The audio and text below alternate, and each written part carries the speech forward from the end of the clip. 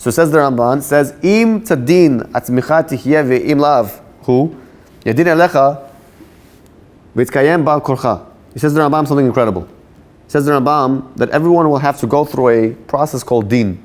The question is, which din will he get? Because there's two types of dinim, there's two types of judgments. He says that there is a judgment from above, and then there is a judgment from below. Which means, the judgment from above is where they judge you from heaven. And that judgment is a very strict judgment. He says it's a very strong judgment. It's a very strong judgment, he says. It's uncompromisable, it's unmitigating, it's something that you can't really change. It's very difficult to go against that judgment. But there's another type of judgment that you could get, and that's a judgment that you get from down here on earth, here below. What kind of judgment is that? I always understood that we get judged from above. Hashem judges us. God decides what's going to be our fate. He's the judge. But says the Ramban that there's a judge that could beat the judge up there. That he could beat the judge up there and he could beat him to it. Which means that if this judge judges you first, then that judge can't touch you. Who is this judge on earth? You yourself. So the Rambam says an incredible chidush. He says, before you get judged in heaven, first judge yourself.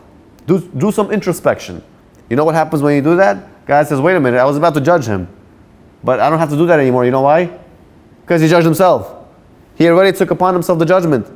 And he's scrutinizing his deeds, and he's trying to understand where did I go wrong, and what can I improve, and what can I do better. And we all know our weaknesses. And all we have to do now is sit down and try to figure out what we could do to improve ourselves as people. What am I going to do to become a better person? How am I going to improve how I communicate with people? How am I going to improve my respect towards my parents? How am I going to improve with what I speak and what I eat and what I look at? How am I going to improve all that? So Hashem says, one second, he's contemplating. He's onto something over there. So you say to Hashem, Hashem, I'll handle it. God says, oh, you're going to handle it? Because if you're not going to judge yourself, somebody has to judge you. Then I'm going to have to judge you. And when I judge you, I'm very just. Hashem, he's emet. He has to do everything 100% according to the law. He can't come along and just give everybody free passes. Although he will love to, and he loves us, and he wants to go easy on us. But at the end of the day, there's a court case up there. And there's the prosecuting angels, and then there's the defending lawyers, which are our angels, the good angels, Malach Michael, Gabriel, Uriel, all those good angels. And they come along and they try to defend you. But you could avoid the entire court case just by judging yourself. I wish that was the case here on earth. It would be nice, you get a ticket, and now I'm saying, no, I judge myself. I'm thinking next time I'm not going to speed. Officer, okay, you know what, you judge yourself. We guess we don't have to bring you to court. I guess you could avoid this ticket. We'll take this away from you. Thank you very much. Can you imagine such a thing? Can you imagine how nice Hashem is? Hashem says, listen, I could be judging you, but I'm going to give you a loophole. I'm giving you a leeway out of this. The way you can get out of this is simply by judging yourself. So he says, therefore, you could avoid the judgment in heaven by judging yourself. The Rambam says,